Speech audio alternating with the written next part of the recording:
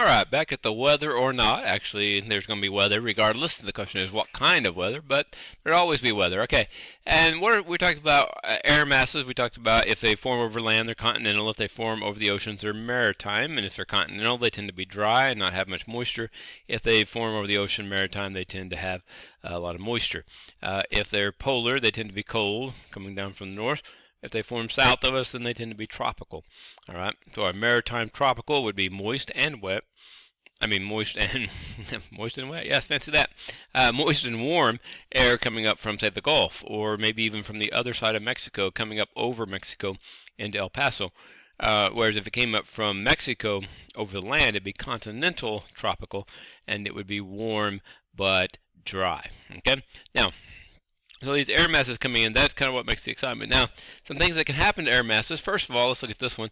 This is very common. You've probably heard of rain shadows before. All right. As you have moist air, warm air coming off of an ocean here, okay, as it climbs over the mountain, it has to rise to go up the mountain. Well, as it rises, we know that as air rises, it tends to cool off, okay?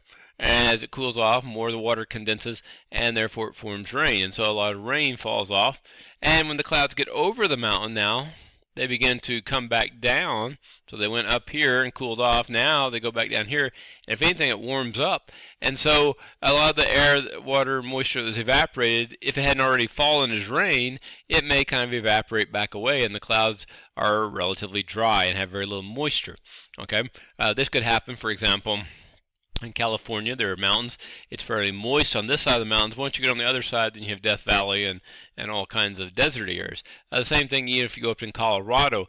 You have a lot of moisture coming up from the west and northwest of the Rockies as it goes over the mountains. So you have on the west side are very pretty mountains. The ones on the east are still pretty, but they're a lot drier. And if you go to eastern Colorado on this side of the mountains out here on the flats out here, it is desolate, okay? Very, very short grasses are all that can grow there because they're in the rain shadow. And therefore, by the time the clouds get over and then lower back down, they tend to not have enough moisture to cause rains, okay?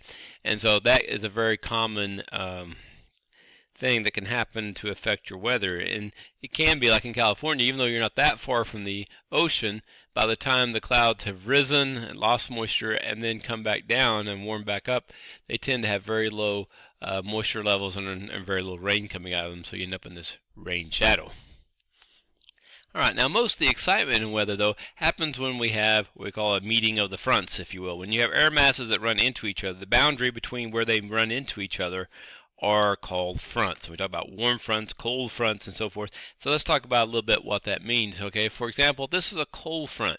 You have warm air, and the cold air is moving into the area. Now, cold air is fairly dense, so it's got a lot of it's very dense air. It stays low to the ground, and so it's just going to push here, but it's kind of blocky here. So it pushes the warm air, and it pushes up very abruptly or very quickly, so it rushes up quickly, and this is where you get the cumulus clouds that were nice puffy clouds. Now all of a sudden they start getting upward development, lots of updrafts, the drops get bigger, the winds get stronger, and you have a thunderstorm in effect. Okay, and you get these cumulonimbus clouds now that have flat bottoms and are building up and forward, and you may get a lot of lightning, you may get thunder, lightning, hail. If it gets cold enough, they rise up high enough and get cold enough, it may start freezing those rains, so you get hail or sleet. And you may get, if you get circulation of air in there, you may even get tornadoes, okay? And these very commonly occur in cold fronts. We get cold fronts in the spring, mixing with warm, moist air from the Gulf, and this is a very likely possibility, okay? So it's a very quick storm, usually very violent storms, but then afterwards, it may be the warm air. As the cool air moves in, then it becomes, the temperatures go down because now the cold front has moved in, and you may have fairly fair weather once the cold air has moved in. And so that's a cold front. Very violent, thunderstorms and so forth. On the maps, when you see a cold front, it will have a line, and depending which direction it's going, if it's going this direction, then we would put little triangles on it like this. And they would all be, of course, nicely shaded in, but I'm not a very good colorer, so we're just going to scribble it in there. And that would be the symbol for a cold front. All right, now we can also have a warm front. A warm front called warm front because the warm air mass is moving into the area. And so basically we name them for whichever one is moving forward. In fact, it's possible for us to have cold air that moves in, and so we say a cold front goes through. A couple days later, though, this warm air mass here will push it back up this direction, and now we have a warm front. The same two air masses of air, it's just whichever one's pushing the other one out of the way or sliding over it, as we'll see in a minute, those are going to be what's named for. So if warm air is the one that's moving into the area, it's going to be a warm front. If the cold air is moving into an area, then it's called a cold front. Okay, now, so if they're warm back and forth, you may have warm front, cold front going back and forth. Now, a warm air mass, warm air is less dense, the atoms are spread farther out, and so as it moves in, this cold air, like I said, is very dense and wants to stay on the ground, so the warm air tends to slide over it. Okay, so it's to be a more gradual, and it says here gentle lifting, so it's going to be a more gradual lifting as it goes up here. Okay, and so it's not going to be as violent a storm. In fact, usually you'll see these cirrus clouds up at the higher levels being formed first, then you'll see stratus clouds come in, and then you'll have just a solid overcast days. Okay, notice that it's over a longer period of time that you're going to have this rain. So instead of a short abrupt storm, you may just have gentle rain falling for several hours or something like that, or maybe even days. Okay, now as gentle lifting, you don't have a lot of turbulence, you don't have a lot of violent weather. It tends to be fairly gentle stuff. And once it passes through, then behind it you're going to have warmer temperatures, usually fairly humid, so kind of warm, humid. Whereas a cold front, you tend to have fair, sunny, and cooler weather. Warm fronts tend to leave warmer, humid weather behind them in their wake. Now, we said that they can push back and forth, so you have a cold front go through, and then the warm air pushes it back up, and you get a warm front. It can be that instead of just pushing, they just stay there. Okay, the warm air kind of pushes this way, the cold air is kind of pushing back, and they just stalls out there. Okay, if it stalls out, then we call that a stationary front. Stationary means it's just not moving. If you're riding a stationary bike, you're riding one of the exercise bikes that doesn't go anywhere, just sitting there. Okay, sorry, not stationary back, stationary front. Okay, so a stationary front is just staying in the one place. Okay, so on a map, if you had a warm front to begin with, say the warm front was coming in, you would have a line just like you did for the cold front, but instead of pointy ones, you would have rounded ones. So this would be a warm front symbol. Now, if you have a stationary front, you've got both of these pushing. The cold front's pushing one way, for example, and the warm front is trying to push the other direction. Okay, and so that kind of shows how they're both pushing opposite directions, so it ends up staying still, and so that would be the symbol for a stationary front. Stationary front means the weather's going to stay the way it is. If you're in the rainy area, it's just going to rain off and on for 2 or 3 days maybe, or however long it stays stationary. All right. If you're up here, then you're just going to have cool, pleasant weather, cloudy, but it may not ever rain there. If you're back here, you're going to have the warm, humid weather, and it's just sit there. Nothing's going to change. And what if you're under the front right here, that's when you get, like I said, several days of rain. So those are your three main types. You have a warm front moving in, a cold front moving in, or you can have a stationary front where they're kind of tugging war at each other and saying about the same.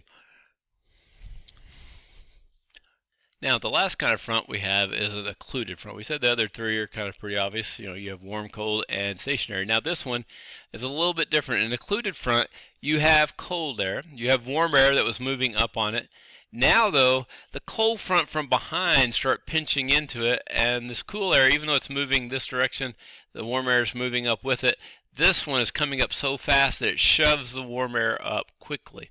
Okay, so up here you would have had a warm front, maybe a little bit of rain up here, steady falling rain. Here you're getting a thunderstormy kind of thing where a cold front is basically pushing into it. When the whole warm air gets shoved up above it, you have an area of very heavy rain, and then it will drop off into lighter rain, because it's almost like a thunderstormy here because you have that cold front moving in, and then eventually as all the warm air is up here, it's still getting pushed up as these two cold air is pushing into this cold air and all the warm air is getting pushed up there, you'll still have some lighter rain. And so it's kind of putting a squeeze play, if you will, on the warm air between two cold fronts. Okay, and so it's going to have rain, usually not real stormy like thunderstorm, but you may have start off pretty heavy and then get lighter. And then you're going to have cooler temperatures now because you have two cold fronts. The warm front's been completely squeezed up in the air, where it is not going to affect us one way or another. And that is an occluded front. Symbol for that is where you put the rounded, then a sharply pointed one, rounded one, and sharply pointed. But it's different than a stationary front in that they are shown on the same side of the line. That's just probably because the only other kind of symbol they could come up with. So that is the occluded front. All right, the last thing we're talking about is normally you have warm air, it wants to rise and escape and goes higher and higher, just keeps going in and then cools off eventually and begins to fall back again, causing convection currents or something like that. But sometimes, for example, in the West Coast around Los Angeles, they can have hot air from the desert coming in from the Mojave Desert out here. Okay, and so the hot air, desert air, comes in over here and makes a top layer. The cool air comes from the ocean. As it comes over the land, it warms up, so it starts to rise.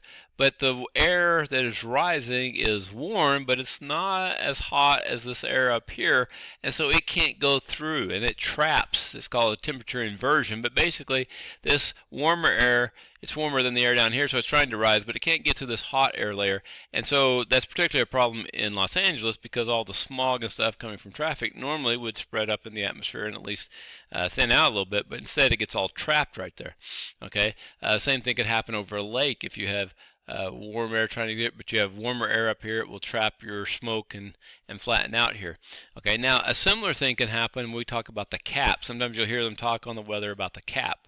Can we break through the cap? And either we have, it could be instead of temperature, it could be high pressure air. It could also be some warm air, but usually warm, high pressure to go together. So it's warm, high pressure air. And so we have clouds like cumulus clouds, and they want to start building into cumulonimbus. Looks like a little wizard cap or dunce cap there, but you get the idea.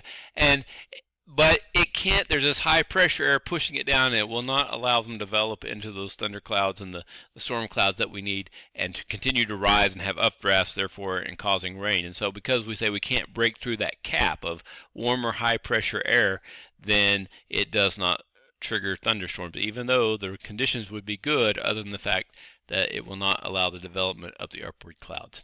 All right, and that's about it. Hopefully that makes a little more sense when you look at the weather forecast, hopefully. Anyhow, we'll stop right there, and that could be our last video of the year. I know, it breaks my heart too, but well, I got to move on. See you on Thursday.